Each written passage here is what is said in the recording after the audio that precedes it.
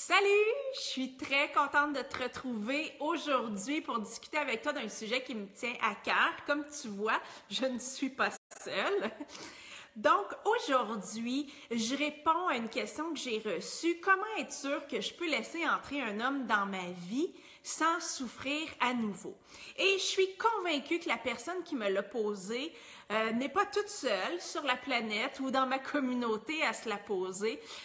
La raison pour laquelle je le sais, c'est une question que j'entends souvent et c'est une question qui fait tellement de sens parce que personne aime souffrir et on sait que dans les relations amoureuses, on peut tellement avoir mal.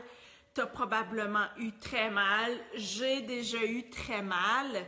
La douleur du rejet, de l'abandon, de la trahison, de l'exclusion, c'est une douleur qui est insupportable et qui se manifeste physiquement très, très fort. Pour certaines personnes, ça va être oppression au niveau de la poitrine, une difficulté à respirer. Pour d'autres, elles vont avoir l'impression d'avoir le cœur qui saigne ou d'avoir reçu un coup de poignard en pleine poitrine ou en plein cœur.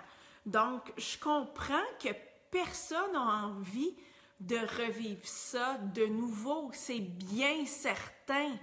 Donc, aujourd'hui, on va regarder ensemble comment faire pour éviter que ça se reproduise.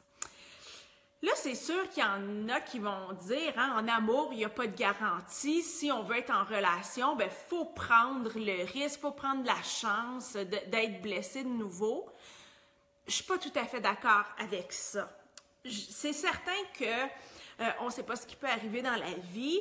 Et oui, on n'est pas à l'abri de la peine, de la tristesse, de la déception. Ça, c'est sûr.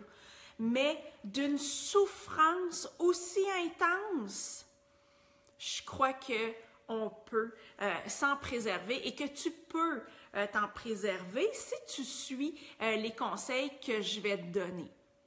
Et les conseils que je vais donner aujourd'hui, c'est les mêmes enseignements que je donne au sein du programme Trouver l'amour durable. Et tu vas voir que tu as beaucoup plus de pouvoir que tu le crois dans le fait de souffrir ou non en relation. Donc, premièrement, si tu te sens prête, si tu as envie de former un couple de nouveau, tout d'abord, sois certaine que c'est pour les bonnes raisons. Sois certaine que l'homme que tu vas entrer dans ta vie, tu le laisses entrer pour les bonnes raisons. Autrement dit, si tu as besoin d'un homme dans ta vie pour te sentir pleine, entière, pour sentir que tu as de la valeur, faudrait travailler ça un petit peu avant. Parce que ce que ça veut dire, ça, c'est que quand tu es en couple, tu vaux quelque chose et quand tu ne l'es plus, tu ne vaux rien. Et ça, c'est extrêmement souffrant. C'est extrêmement souffrant de sentir qu'on ne vaut plus rien, qu'on n'en vaut plus la peine parce que quelqu'un ne veut plus de nous, ne veut plus être en couple avec nous. Alors, c'est super important que tu travailles ton estime de toi, l'amour que tu éprouves envers toi pour que ta valeur, là, qu'il n'y ait personne à part toi-même qui peut la définir. Parce que ta valeur, elle est intrinsèque. T'en vaut la peine. Et c'est à toi d'en prendre conscience et de le décider. Alors, si tu fais un travail sur toi en ce sens-là et que par la plus grande, comment je pourrais dire, par un mauvais hasard, disons-le comme ça, tu devais revivre dans le futur un échec amoureux, il serait beaucoup moins souffrant, tu serais beaucoup plus capable de relativiser les choses. Oui, tu aurais de la peine, une petite à grande, là, tout dépendant. Oui, tu pourrais éprouver de la peine, de la tristesse ou simplement être déçu, mais une souffrance qui remet en question et qui te ramène en fait à des blessures de ton enfance, qui te ramène à est-ce que j'en vaux la peine, est-ce que je suis aimable, tout ça, bien, il y a beaucoup moins de chances que tu n'ailles pas là si tu devais vivre un nouvel échec amoureux, parce que c'est vraiment ça qui fait mal. Donc, ça, c'était mon conseil numéro 1. Ensuite, tu vas voir à quel point tu as du pouvoir là-dessus. C'est important que tu choisisses bien l'homme que tu laisses entrer dans ta vie. Ça semble évident, hein, quand je l'ai dit comme ça, mais ce l'est tellement pas. Je ne sais pas pour toi, mais pour tellement de femmes que j'accompagne, c'est pas quelque chose qui est inné, qui est évident de prendre le temps, de prendre soin de bien choisir l'homme qui va entrer dans sa vie. Donc, fais tes devoirs, je t'en prie, à ce niveau-là. Tu dois laisser entrer dans ta vie un homme de qualité, un homme qui va te traiter avec respect, un homme qui est compatible avec toi sur plusieurs points de vue, un homme qui a plein de belles qualités de cœur, hein, comme la gentillesse, la douceur, la tendresse, la bienveillance, l'empathie, l'indulgence. Et, je fais une petite parenthèse, des belles qualités aussi que tu dois, comment je pourrais dire, développer envers toi-même, là, aussi. Donc, d'être attentive à ça. Et quelque chose que tu oublies probablement et que bien des femmes oublient. Puis d'ailleurs, ce matin, j'avais une discussion avec les participantes de mon programme Trouver l'amour durable là-dessus, de vérifier si vous êtes tous les deux sur la même longueur d'onde. Parce que c'est une chose d'avoir du plaisir ensemble quand on fait des activités ou quand on parle de sujets communs, de sentir la complicité.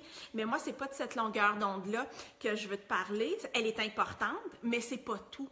C'est la longueur d'onde au niveau de la vision du couple, au niveau du projet de couple. Et ça, c'est un sujet qui doit être abordé assez tôt dans la relation. Ça ne veut pas dire que vous devez former un couple assez tôt dans la relation, mais vous devez partager une vision commune et pour ça, mais il faut en parler. Je sais qu'il y en a beaucoup parmi vous, puis c'est peut-être ton cas, qui avait peur, hein, de parler de ça parce que tout d'un coup que l'homme prend peur, se sauve. Ça, là, si un homme se sauve parce qu'il y a une discussion à ce sujet-là, mais merci mon Dieu, c'est que c'était pas le bon. C'est très, très important. Donc, et ça veut dire qu'il y a une communication ouverte entre vous et que vous êtes capables, tous les deux, de parler de ce que vous ressentez, de vos besoins, de ce que vous voulez comme couple, tout ça. Et c'est ce qui va faire en sorte que vous allez pouvoir construire votre couple en prenant votre temps, mais vraiment le construire et vous en aller tous les deux dans une direction commune. J'espère que tu me suis jusque-là. Donc, ça, c'est très, très important. Puis, ça va éviter que tu tombes sur un homme qui, au final, ne voulait pas s'engager. Parce qu'il y en a plein des hommes qui ne veulent pas s'engager. Pourquoi? Ben, il y a plein d'hommes qui, comme toi, veulent plus souffrir en amour, ont été échaudés, tout ça. Mais il y en a plein parce qu'ils ne veulent pas s'engager. Donc, ils ne sont pas en couple. Donc, ils sont sur le marché des célibataires. Donc, c'est pour ça qu'il y en a autant. Mais c'est pour ça que toi, tu dois prendre soin de choisir et de faire un bon filtrage à ce niveau-là. Donc, si tu suis tous les conseils que je te donne aujourd'hui, il y a de bonnes chances que tu ne souffres plus à nouveau. Donc, et que tu ne souffres plus avec cette intensité-là. Dernière chose, je disais que la peine, la tristesse, c'est assez inévitable dans la vie. On sait que ça peut arriver, ça pourrait arriver de vivre un échec amoureux de nouveau. Et avec tout ce que je t'ai dit déjà, il reste juste une chose en plus à faire, c'est de sentir que si ça devait t'arriver de nouveau, tu serais capable d'y faire face. Autrement dit, de sentir que tu as tous les outils, tu as toutes les ressources intérieures pour y faire face si ça devait arriver de nouveau, ce qui fait que tu ne seras pas aussi démuni que tu as pu l'être par le passé. Donc ça, c'est super important aussi de développer nos ressources intérieures, nos outils pour faire face en fait à toutes les épreuves de la vie et être capable de grandir de ça, etc., etc. Mais de savoir ça, bien, ça nous donne une confiance assez incroyable dans la vie. Et bon, et sans vouloir me vanter, mais c'est un peu... En tout cas, ça serait un peu illogique que je ne les ai pas développés, là, on s'entend. Moi, j'ai énormément développé mes ressources intérieures au cours des dernières années et je me sens assez confiante de faire face à n'importe quelle épreuve. Ça ne veut pas dire que j'éprouve pas d'émotion, que j'éprouve pas de peine, mais j'ai des outils. Je sais comment passer au travers. Donc, si tu arrives en plus à développer ça, ça va être merveilleux pour toi. Tu vas tellement être équipé. Là, tu vas pouvoir être sûr d'avancer avec confiance dans ta nouvelle relation. Alors voilà ce que je voulais partager avec toi aujourd'hui. J'espère que j'ai pu t'aider. N'hésite pas à commenter la vidéo, à me dire avec quoi tu repars de l'écoute de la vidéo, qu'est-ce que tu as retenu, qu'est-ce qui va t'aider dans ta vie amoureuse. Et si tu ne l'as pas fait encore, je t'invite à faire le quiz « Pourquoi tes relations amoureuses ne fonctionnent pas ». Je vais te donner là-dedans plein de pistes de pourquoi. Tu vas voir, c'est assez personnalisé comme quiz. Donc, si tu ne l'as pas fait, bien, j'ai mis le lien au-dessus de la vidéo. Donc, tu iras le faire. Tu vas voir, tu ne seras pas déçu. Alors là-dessus, je t'embrasse.